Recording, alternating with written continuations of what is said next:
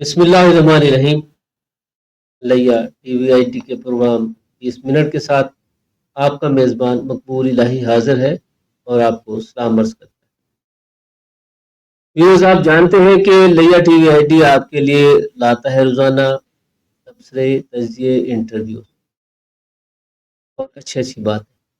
آج کے پروگرام میں میں ساتھ حاصل ہے معروف ایڈوکیٹ، انسانی حقوق کے کارکن عنایت اللہ کاشف ایڈوکیٹ صاحب۔ پروگرام میں عنایت اللہ کاشف ایڈوکیٹ صاحب کو خوش آمدید کہتے ہیں۔ بہت شکریہ۔ آگے چل کر بات کریں گے، جیسا کہ آپ جانتے ہیں کہ لیا میں آج پولیس ناکے پر فائرنگ کا واقعہ ہوا، جس میں 2 شہری شدید زخمی ہیں اور 2 پولیس اہلکاروں کے خلاف مقدمہ درج ہوا، دونوں گرفتار۔ اس پہ بات کریں گے کہ یہ اسٹوری کیا ہے، کیوں یہ افسوسناک واقعہ آیا۔ اس کے بعد ہر محب وطن پاکستانی وطن عزیز کے کسی بھی حصے میں ناخوشگوار واقعہ ہو، دہشت گردی کی کوئی بات ہو، کوئی بھی ایسا سانحہ جس میں ہمارے معصوم پاکستانی جہاں وقت شہید ہوں، تو دل دکھتا ہے۔ آج کل آپ جانتے ہیں کہ کرم ایجنسی میں افسوسناک واقعات ہو رہے ہیں، اس پہ بھی عنایت اللہ کاشف صاحب سے رائے جانے ہیں۔ مدارس دینیہ کی خدمات پر گزشتہ روز ایک کانفرنس ہوئی، اس پہ بھی پروگرام میں آگے چل کر بات کریں گے۔ یونیورسٹی آف لیا کا ایک تاریخی خواب ہے جو دوسرا سال ہوا، اپنی شرمندہ تعبیر شکل میں سامنے ہے۔ ہزاروں طلبہ و طالبات زیر تعلیم ہے۔ روزادہ تعلیمی ادارے میں مسائل بھی بہت زیادہ ہیں۔ آج کل اسٹوڈنٹس نے فیسوں میں کمی کا مطالبہ کر رکھا ہے۔ یہ فیسوں میں کمی کتنی ہے کی جائے اور اضافہ کتنا ہوا ہے، اس پہ بات ہوگی۔ گندم کی کاشت کا بھی سیزن ہے لیا میں۔ پچھلے سال کتنی گندم کاشت تھی اور اس سیزن میں کتنی گندم کاشت ہوگی، کاشتکاروں کو کن کن مسائل کا سامنا ہے، اس پہ بھی پروگرام میں آگے چل کر بات ہوگی۔ عنایت اللہ کاشف صاحب لیا میں کاظمی چوک گزشتہ شب ایک واقعہ ہوا ناکے پر، وہ واقعہ کیا ہے؟ بسم اللہ الرحمن الرحیم۔ سب سے پہلے ملک سے میں آپ کا شکر گزار ہوں اور اپنے پروڈکشن کی ٹیم کا بھی بہت مشکور ہوں، جن کے توسط سے آج کا پروگرام ناظرین کی خدمت میں پیش کیا جا رہا ہے۔ اور یہ کروڑ لالی سن کی حدود میں ایک چوک ہے، بڑا معروف چوک، جسے ہم کاظمی چوک کہتے ہیں۔ وہاں پر پولیس اہلکاروں نے ناکہ لگایا ہوا تھا اور وہاں سے 2 اشخاص جو ہے موٹر سائیکل پر گزر ہوا۔ تو کیونکہ آج کل آپ کو پتا ہے کہ رابری کی وارداتیں جو ہے وہ بڑھتی جا رہی ہیں، اس کو روکنے کے لیے یہ ناکہ لگایا ہوا تھا۔ پولیس اہلکاروں نے ان 2 افراد کو جو کہ موٹر سائیکل پر سوار تھے، ان کو مشکوک سمجھتے ہوئے روکا، اور ان موٹر سائیکل سواروں نے نہیں معلوم جلدی میں تھے، کیا معاملہ تھا، اور وہ جناب نہ رکے۔ پیچھے سے پولیس اہلکاروں نے ایک طارق مسعود نیازی ہیں اور دوسرے اہلکار جو ہے وہ مصطفیٰ، انہوں نے جو ہے وہ طاہر اور مشتاق پر فائرنگ کر دی۔ اب فائرنگ کرنے والے ملزمان جو ہے وہ جیل کی سلاخوں میں ہیں، اور جن پر فائرنگ ہوئی یعنی مضروب طاہر اور مشتاق، وہ جو ہے پہلے ڈسٹرکٹ ہیڈ کوارٹر ہسپتال لائے گئے، اور بعد ازاں ان کی طبیعت زیادہ خراب ہوئی تو ان کو نشتر ہسپتال ملتان ریفر کر دیا گیا ہے۔ ڈیوٹی پر موجود فائرنگ کے مرتکب دونوں پولیس اہلکاروں کے خلاف اقدام قتل کا مقدمہ درج کر کے دونوں ملزمان کو حسب ضابطہ طور پہ گرفتار کر لیا ہے۔ لیا پولیس کے ترجمان سے جب بات ہوئی تو انہوں نے کہا کہ ملزمان کو کیفر کردار تک پہنچا کر متاثرین کو ہر صورت میں انصاف جو ہے وہ فراہم کیا جائے گا۔ قانون سب کے لیے برابر ہے، کسی بھی پولیس افسر کو اختیارات سے تجاوز کرنے کی اجازت نہیں ہے۔ گرفتار پولیس ملزمان میں طاہر مسعود نیازی یہ ASI ہے، اور دوسرا اہلکار کانسٹیبل غلام مصطفیٰ، یہ دونوں شامل ہیں۔ عنایت اللہ کاشف صاحب، افسوسناک واقعہ ہے، دو ہمارے شہری شدید زخمی ہو گئے اور وہ اس وقت نشتر ہسپتال ملتان میں زیر علاج ہیں، ان کا DHQ لیا میں فرسٹ ایڈ ہوا۔ ظاہر ہے ہمارے پاس اس درجے کی طبی سہولیات موجود نہیں ہے، اس لیے ہمیں مریضوں کو، ہارٹ اٹیک کے جو پیشنٹ ہیں ان کو، زخمیوں کو ریفر کرنا پڑتا ہے۔ جی بالکل، یہ ریفرنگ کا سلسلہ کب رکے گا اس پہ آپ ہمیشہ بات کرتے رہتے ہیں۔ بہرحال یہ افسوسناک واقعہ ہے۔ میں اس کی رہنمائی آپ سے جاننا چاہوں گا، اور وہ اس بابت کہ ہمارے ہاں سوسائٹی میں قانون کا احترام اور قانون کو ہاتھ میں لینا، یہ دونوں جو افراط و تفریط ہے، اس کے بارے میں واقعات بڑھتے جا رہے ہیں۔ کیا خیال ہے کہ ہمارے شہریوں کو روکنا چاہیے؟ کیا خیال ہے کہ پولیس کو تھوڑا سا فائرنگ کی بجائے تھوڑا سا انتظار، یا اس کے علاوہ کوئی اگر کچھ ایکشن ہو سکتا تھا تو وہ پہلے کرنا چاہیے تھا؟ آپ کیا؟ مولوی صاحب بالکل آپ نے بلا فرمایا کہ سوسائٹی کی سطح پہ، ہر سطح پہ اگر آپ دیکھیں تو افراط و تفریط کا جو عمل ہے وہ جاری و ساری ہے۔ کہیں پر اگر انتظامیہ، پولیس اہلکاروں نے روک لیا ہے تو آپ رک جائیں، اور اگر آپ جلدی میں بھی ہیں تو ان کو بتا دیں کہ آپ کسی ایمرجنسی میں آگے بڑھ رہے ہیں، اور اگر آپ ایمرجنسی میں نہیں بھی ہیں، آپ سمجھ رہے ہیں کہ آپ کے پاس موٹر سائیکل کے کاغذات نہیں ہیں، آپ سمجھ رہے ہیں کہ آپ کے پاس لائسنس نہیں ہے، تو اس کی کوئی وجہ یا کوئی توجیہ پیش کی جا سکتی ہے۔ ایسا نہیں ہے کہ آپ وہاں سے رکیں اور پولیس اہلکار آپ کو اشارہ کریں اور آپ نہ رکیں، یہ غلط بات ہے۔ آپ کو رکنے کے بعد پولیس اہلکاروں کو اپنا باقاعدہ پورا تعارف کروانا چاہیے، آپ کو شناختی کارڈ دکھانا چاہیے کہ آپ مشکوک نہیں ہیں، آپ مجرم نہیں ہیں، آپ ملزم نہیں ہیں۔ تو یہ تو ہے ایک شریفانہ طریقہ۔ اب اگر ہماری سوسائٹی میں چونکہ عمومی طور پہ ہم دیکھتے ہیں کہ پولیس اہلکار رشوت کے حصول کی خاطر یا دیگر کسی ذاتی مفاد کی خاطر جب لوگوں کو روکتے ہیں تو وہ رکنے سے اجتناب کرتے ہیں، جس کا نتیجہ یہ ہوا کہ آج وہ رکے نہیں اور پولیس اہلکاروں کی طرف سے جو ہے ان پہ فائرنگ کر دی گئی۔ نتیجہ کیا ہوا؟ نتیجہ یہ ہوا کہ دو شہری شدید زخمی ہو گئے اور وہ ملزمان جیل کی سلاخوں کے پیچھے چلے گئے۔ اچھا عنایت اللہ کاشف صاحب، یہ پولیس جو ہے ہماری ہے، ہم میں سے ہے، یہ دونوں اہلکار لیا کے ہیں، پولیس بھی ہماری، اہلکار بھی ہمارے، زخمی بھی ہمارے، ہم ظاہر ایک فیملی ہے، ایک شہر ہے۔ پولیس آپ کی اور میری حفاظت کے لیے موجود ہے۔ آج کل جس طرح واقعات ہو رہے ہیں، یہ پیدر پہ یہ پیر جگی کے علاقے میں ہوا، لئے شہر میں آپ کو پتہ ہے کہ واقعہ ہوا، نامعلوم ڈاکوؤں نے موٹر سائیکل چھیننے کے لیے پہلے ہیرے اڈے پہ ہوا، ضلع میں ہوا، اس سے پہلے پیسے چھیننے کی واردات کینال میں ہوئی، اس میں فائر کیا جاتا ہے اور لوگوں کو زخمی کیا جاتا ہے، ڈرایا جاتا ہے، ہراساں کیا جاتا ہے، پھر اس کے بعد چھینا جھپٹی کی جاتی ہے۔ اب پولیس ظاہر ہے وہ قانون کی عملداری کے لیے اور سماج دشمن عناصر کو قانون کے تابع لانے کے لیے وہ اپنے فرائض سر انجام دے رہی ہے۔ اگر شہری ان کے ساتھ تعاون نہیں کریں گے تو پولیس کے پاس ایسا کون سا الدین کا چراغ ہے کہ یہ جو بندہ آ رہا ہے یا جا رہا ہے یہ تو نیٹ اینڈ کلین ہے، اور جو کرمنل ہے اس کی نشانی یہ ہے۔ صاحب میں آپ سے یہ عرض کروں، اس میں دونوں چیزیں جو ہے نا وہ بڑی اہم ہے جو آپ نے نشاندہی فرمائی ہے۔ ایک تو ملزمان کا کلا کما کرنا پولیس کی بنیادی ذمہ داری ہے، جرائم کا کلا کما کرنا بھی پولیس کی بنیادی ذمہ داری ہے، لوگوں کے مال اور جان کا تحفظ کرنا بھی پولیس کی بنیادی ذمہ داری ہے۔ نہ اس ذمہ داری سے کسی کو مفر نہیں ہے، ایک بات تو یہ طے ہے۔ اب میں نے جیسے عرض کیا کہ اگر کوئی پولیس اہلکار کسی جگہ پہ آپ کو مشکوک جانتے ہوئے روک لیتا ہے تو اس کا طریقہ کار کیا ہے؟ میں اور شعیب گزار صاحب کچھ عرصہ پہلے کی بات ہے، ملتان الیکشن بتا کے لیٹ نائٹ ہم جب نکلے تو توسا بیراج پل پہ ہمیں پولیس اہلکاروں نے روک لیا۔ اب بہترین تعارف یہ تھا کہ ہم کہتے کہ جناب الیکشن تھا، الیکشن سے واپسی پہ کھانا کھاتے ہم لیٹ ہو گئے اور اب ہم گھر کی طرف روانہ ہو رہے ہیں۔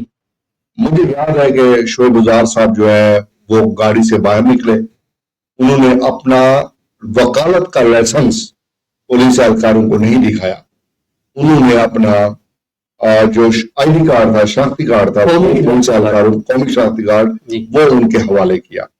پولیس اہلکاروں نے ان کو دیکھا تو انہوں نے کہا جی ڈگی چیک کروائیں.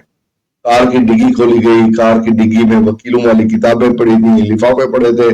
جب انہوں نے دیکھا تو پولیس اہلکار جو ہے وہ کتابیں اور لفافے دیکھنے کے بعد تھوڑے احساس ہوا کہ یار یہ وکیل صاحب ہے. کہا کہ نہیں، آپ ہماری گاڑی چیک کریں، آپ نے ہمیں روکا ہے، یہ آپ کی ذمہ داری ہے، کیونکہ آپ شہریوں کی جان و مال کے تحفظ کے لیے کھڑے ہوئے ہیں. ہمارا تعاون کرنا آپ کے ساتھ ہم پر فرض ہے. سو یقین کریں ہم نے اپنی گاڑی چیک کروائی. پولیس اہلکار وہ کارڈ دیکھنے کے بعد، کتابیں کاپیاں دیکھنے کے بعد تو وہ تھوڑے سے ان کو احساس ہوا کہ یہ کیا ہوا، لیکن ہم نے ان کے ساتھ پورا تعاون کیا. اس کے بعد انہوں نے بڑی عزت کے ساتھ ہمیں روانہ کیا اور ہم جو ہے وہ واپس آ گئے. مجھے تھوڑا سا وہ تھا کہ جی اگر ہم کار دکھا دیتے تو کیا ہوتا، لیکن نہیں. آج اس واقعے کو دیکھنے کے بعد مجھے احساس ہوا ہے کہ نہیں، یہ ضروری تھا. آپ میں کوئی قانون سے نہ بالا کر ہے نہ قانون سے ماورا ہے. اگر کہیں پولیس آپ کی حفاظت کے لیے، شہریوں کی حفاظت کے لیے آپ کو روکتی ہے، میں نے عرض کیا کہ آپ کے پاس لائسنس نہیں ہے، بتا دیجئے جی میرے پاس لائسنس نہیں ہے. آپ کے پاس موٹر سائیکل کے کاغذات نہیں ہے، بتا دیجئے کہ میرے پاس موٹر سائیکل کے کاغذات نہیں ہیں. لیکن آپ کی جیب میں جو شناختی کارڈ ہے، قومی شناختی کارڈ، وہ تو موجود ہے. وہ تو آپ دکھا سکتے ہیں کہ آپ کہاں کے رہائشی ہیں، کس جگہ رہتے ہیں، آپ کا کوڈ کیا ہے، آپ کون سی جگہ کے رہنے والے ہیں. پولیس اہلکار کو آپ کی شناخت درکار ہے، تو آپ اپنی شناخت کروا دیجئے اور اس کے بعد آپ چلے جائیں گے. قانون کرنا ہماری ذمہ داری. لیکن میں یہاں پر یہ بھی عرض کروں گا کہ اگر ایک شخص اشارہ پہ، ناکے پہ نہیں رکتا اور آپ اس پہ فائرنگ کر دیتے ہیں، یہ بھی ظلم اور زیادتی ہے. فائرنگ پہلا مسئلہ نہیں ہے کہ آپ آخری حل پہ چلے جائیں.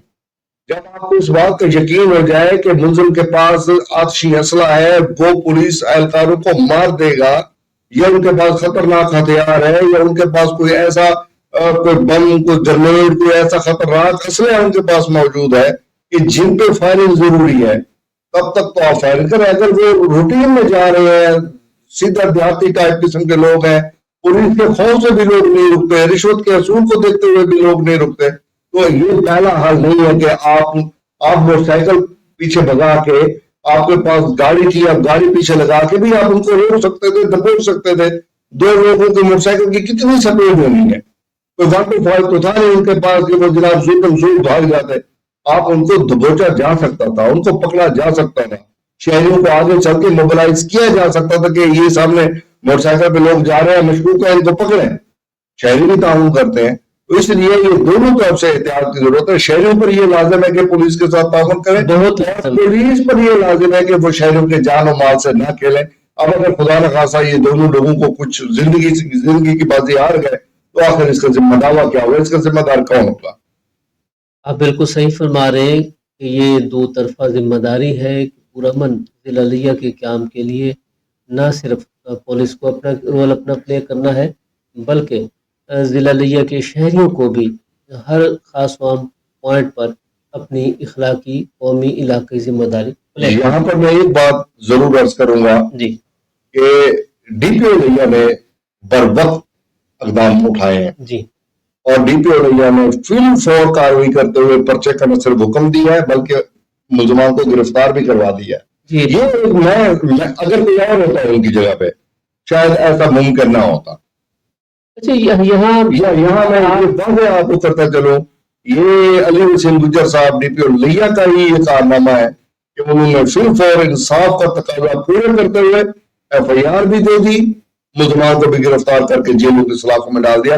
اگر اپنے پیٹی بھائیوں کو بچانے کی یہاں ہر ممکن کوشش کی جاتی ہے. اچھا، یہاں عنایت اللہ کاشف صاحب، آپ کی اجازت سے میں یہاں یہ بات چاہتا ہوں کہ اس پہ بھی آپ ذرا اپنی رائے کا اظہار فرمائیں کہ نئے ڈی پی او لیہ کی آمد کے بعد جس طرح کے واقعات سامنے آئے ہیں، واقعات میں خاص طور پہ یہ کہ ڈسٹرکٹ پولیس آفیسر نے اپنا دفتر بند کمرے میں اردلی کے توسط دفتر میں آنے جانے کی بجائے اپنا دفتر باہر شفٹ کر دیا، لان میں کھلے آسمان تلے.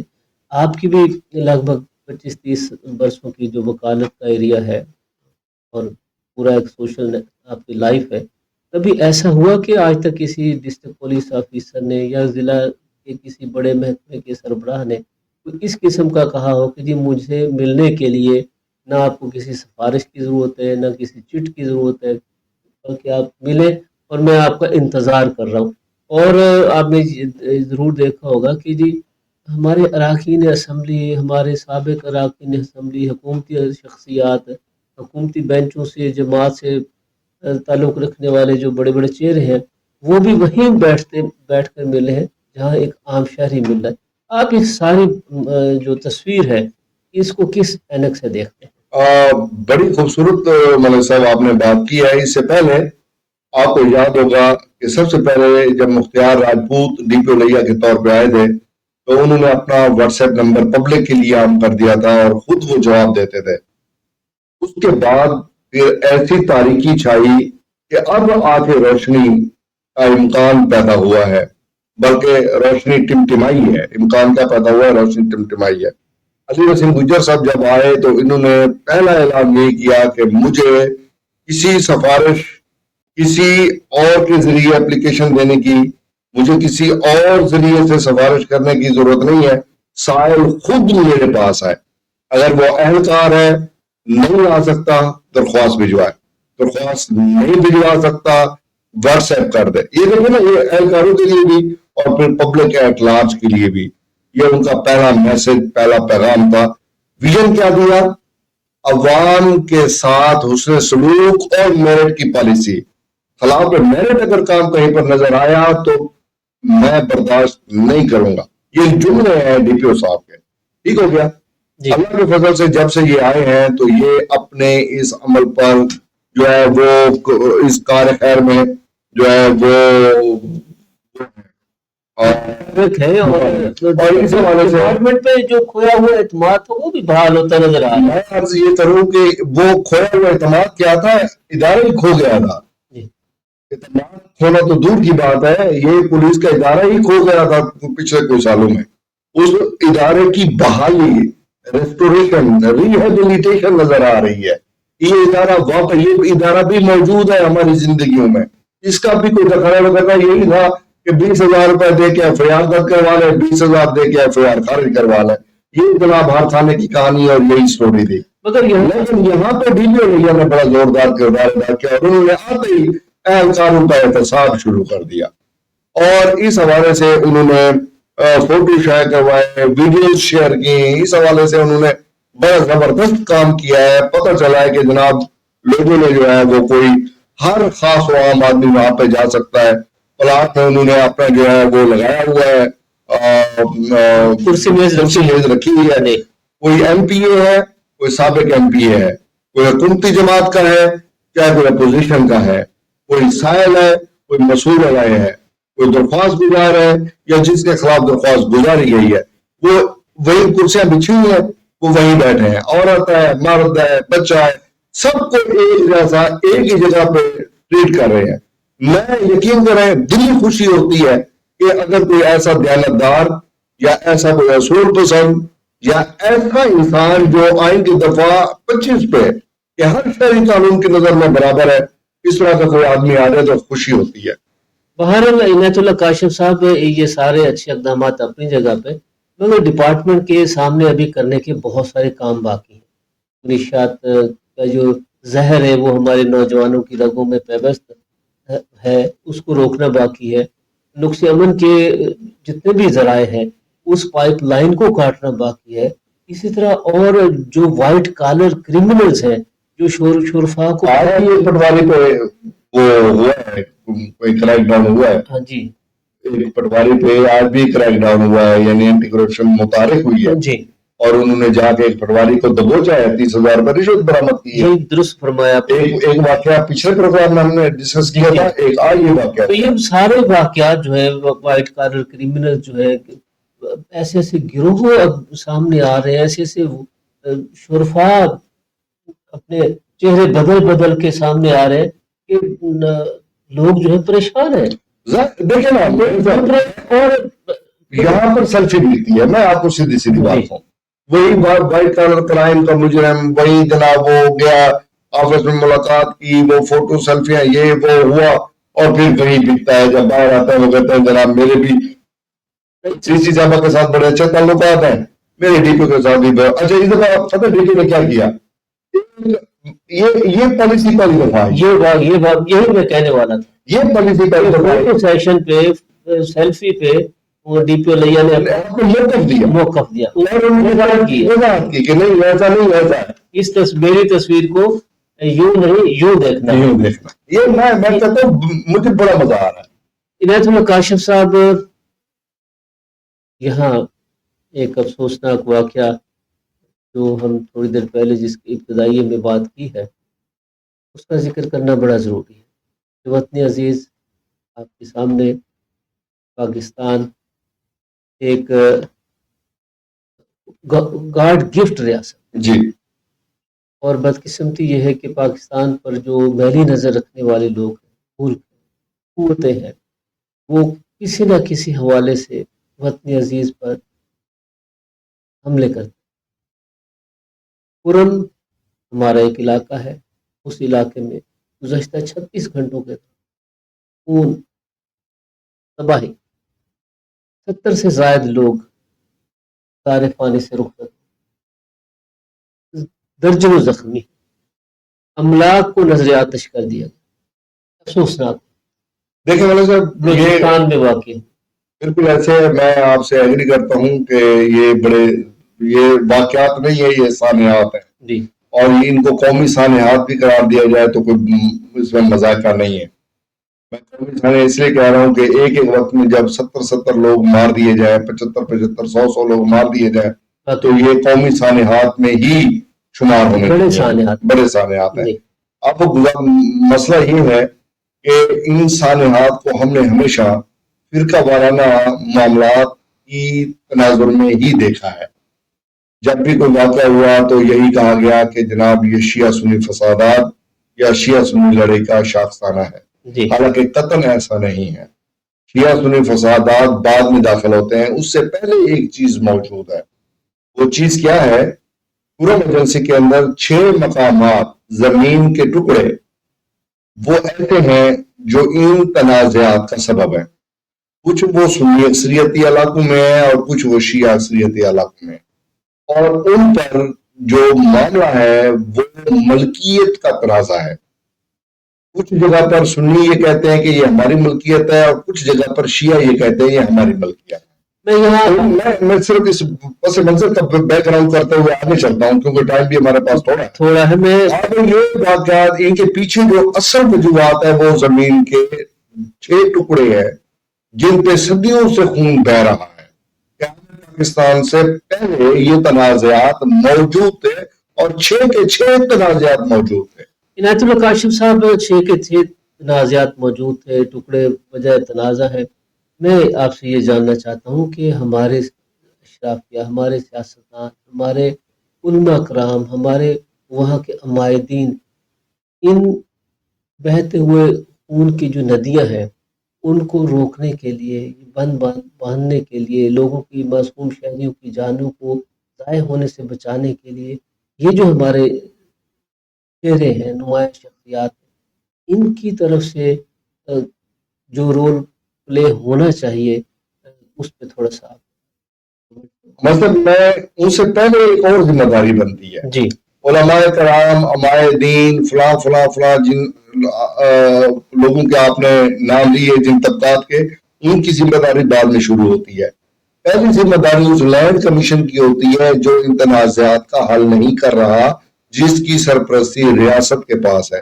یعنی ریاستی قائم کردہ لینڈ کمیشن کا ادارہ ان تنازعات کو گزشتہ 75 سالوں سے حل نہیں کر سکا.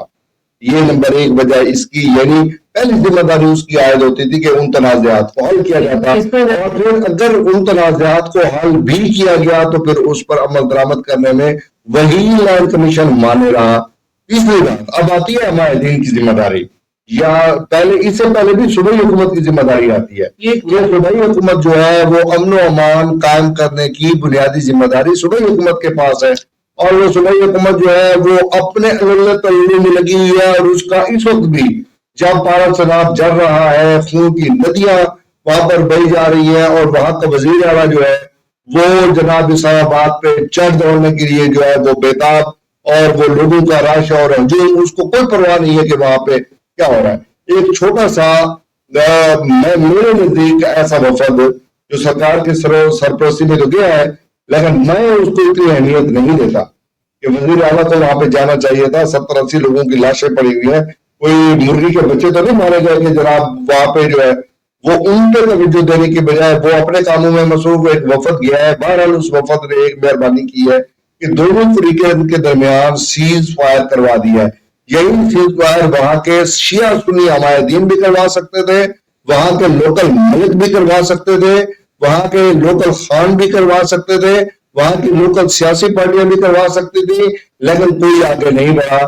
پھر 7 دن کے لیے موت و اموات کے سلسلے کو سیز فائر کی صورت میں بند کر دیا گیا ہے، اور لاشوں کے تبادلے ہو رہے ہیں کہ سنیوں کی لاشیں سنیوں کے حوالے کی جا رہی ہیں اور شیعوں کے لاشیں شیعوں کو دیے جا رہے ہیں۔ بہرحال یہ پروسیس ہونا عنایت اللہ کاشف صاحب، یہ افسوسناک واقعات ہیں، اور ہماری اجتماعی قومی ذمہ داری ہے کہ ان واقعات اور اس جیسے جتنے بھی سانحات ہیں ان سے ان کا روکنا چاہیے، تاکہ یہ امن یہ بحال ہو سکے اور شہری جو ہے وہ سکھ کی نیند سے ہو سکے۔ ایسے ہے، بالکل ایسے اتفاق ہے۔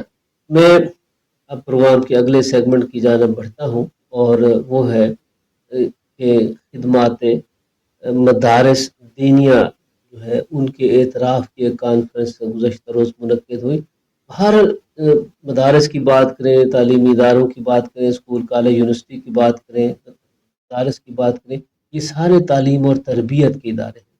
یہ کہیں نہ کہیں سوسائٹی میں تعلیم اور تربیت نہ ہونے کے یہ شاخسانے ہمیں مختلف انداز میں نظر آتے ہیں، کہیں خون کی شکل میں دکھائی دیتا ہے، اور کہیں ملاوٹ اور ذخیرہ اندوزی کی شکل میں دکھائی دیتا ہے، اور حتیٰ کہ کہیں ہمیں میڈیسن اور جعلی میڈیسن کی شکل میں بھی ہمیں دکھائی دیتا ہے۔ تو یہ تربیت اور تعلیم کے فقدان کی کوئی بات ہے۔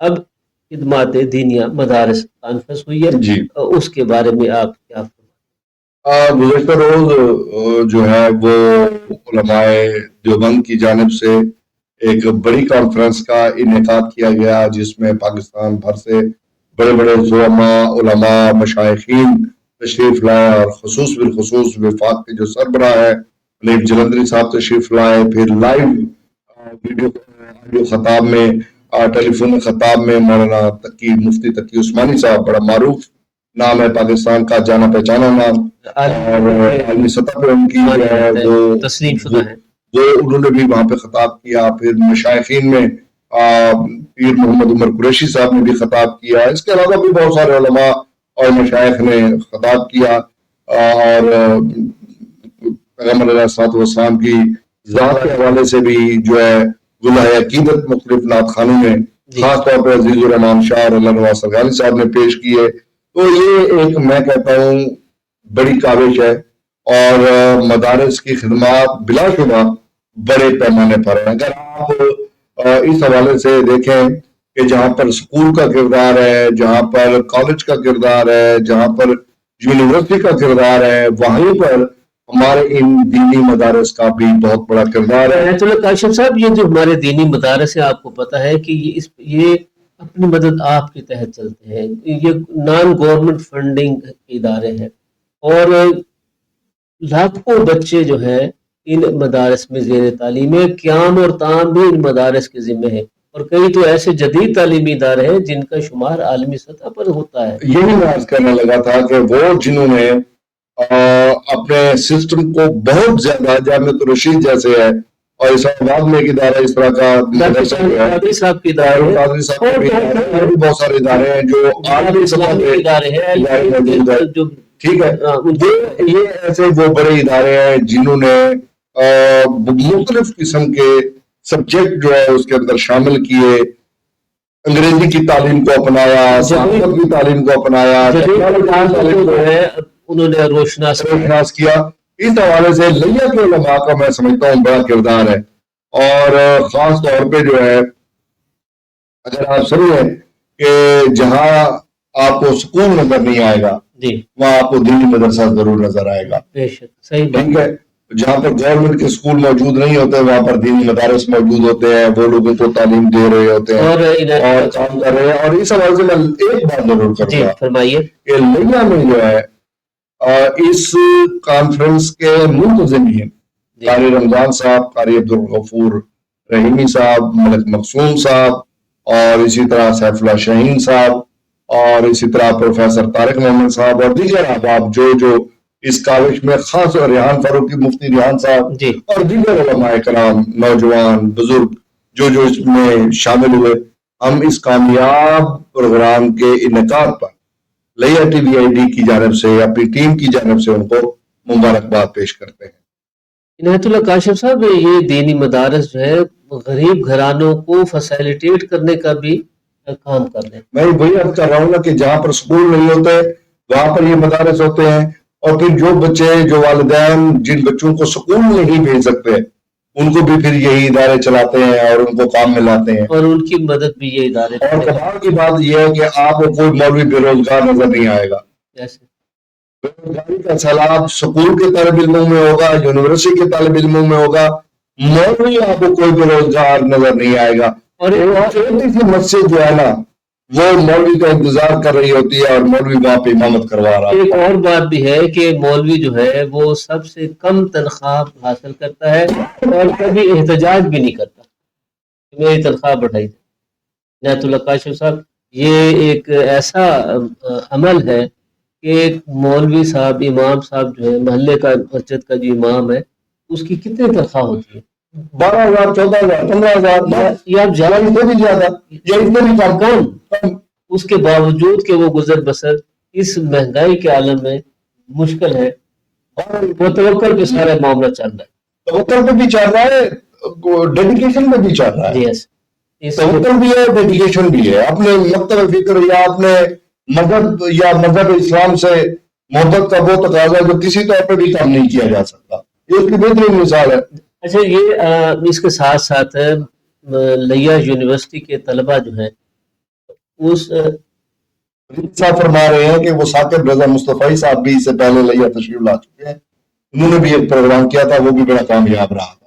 ثاقب رضا مصطفی صاحب پاکستان کے جید سکالر ہیں اور تعلیم و تربیت کے میدان میں ان کا بڑا نام ہے.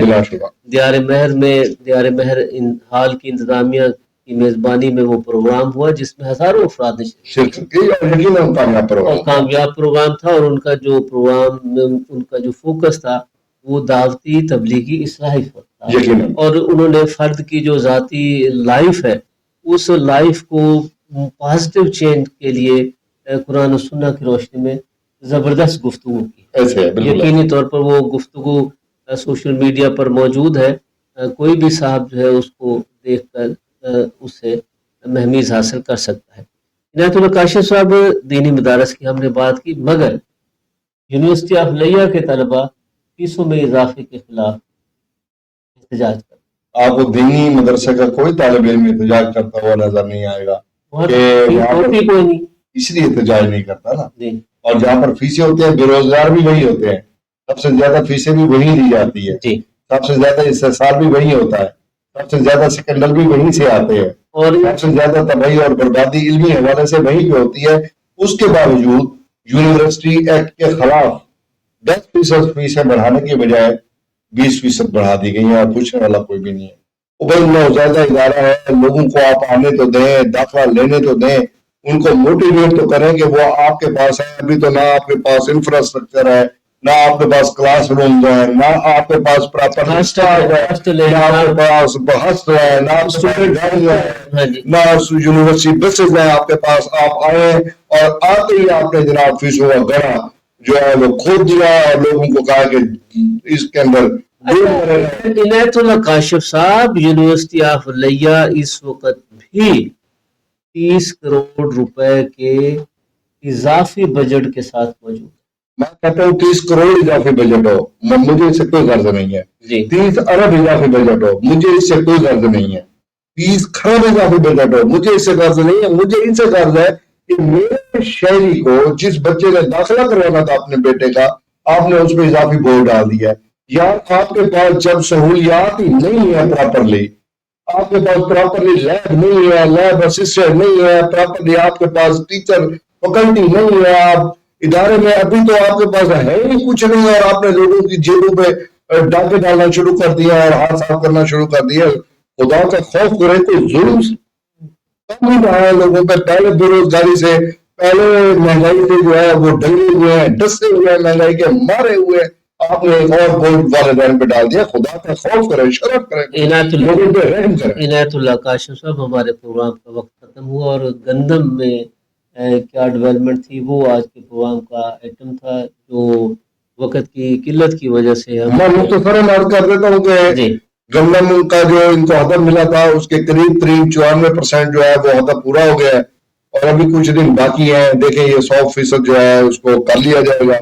اور گزشتہ سال جس قدر گندم کی بجائی ہوئی تھی، اطلاعات کے مطابق اس کا ہاف بھی نہیں ہوا. اطلاعات جو پرائیویٹ سیکٹر کے لوگ ہیں وہ یہ بتا رہے ہیں کہ اس کا ہاف بھی نہیں ہوا، اور سرکار کی طرف سے یہ کہا گیا ہے کہ جناب ہدف جو ہے وہ پورا کر لیا گیا ہے. 94% جو ہے وہ ہو چکا ہے.